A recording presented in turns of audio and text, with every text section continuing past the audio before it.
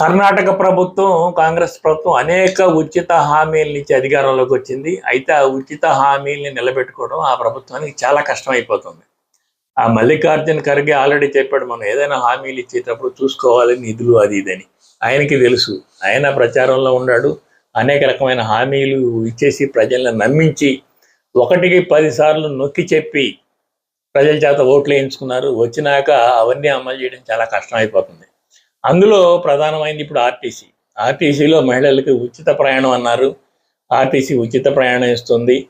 ప్రభుత్వం ఆర్టీసీకి డబ్బులు ఇవ్వాలి. అవన్నీ ఇప్పుడు 1750 కోట్ల రూపాయలు పెండింగ్ పడిపోయింది.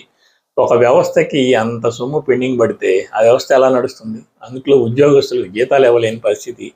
ఇలాంటి దారుణమైన పరిస్థితుల్లో ఉద్యోగస్తులు ఈ నెల 31వ తారీఖు నుంచి సమ్మెకి దిగబోతున్నారు. అదే పరిస్థితి తెలంగాణలో కూడా రాబోతుందా? తెలంగాణలో కూడా లేడీస్కి ఉచిత ప్రయాణం నడుస్తుంది.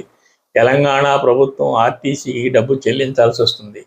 అది ఎప్పుడొకప్పుడు బయటపడి ఆ డబ్బు చెల్లించలేక ఆర్టీసీ పుట్టి మునిగిస్తే ప్రభుత్వం ఇరుకున పడుతుంది. అయితే ఆంధ్రప్రదేశ్ మాత్రం ఇంకా సేఫ్లో ఉంది. చంద్రబాబు నాయుడు గారు చాలా జాగ్రత్తగా ఆలోచిస్తున్నట్టున్నారు.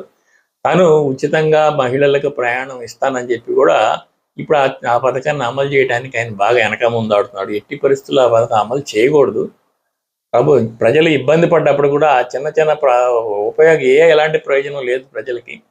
కానీ దానివల్ల వేల కోట్ల రూపాయలు ఆర్టీసీకి బకాయి పడిపోవటం, అవన్నీ కూడా నాన్ ప్రొడక్టివిటీ యాక్టివిటీ కింద రాష్ట్ర ప్రభుత్వ సొమ్మంతా పాడైపోవడం జరుగుతుంది.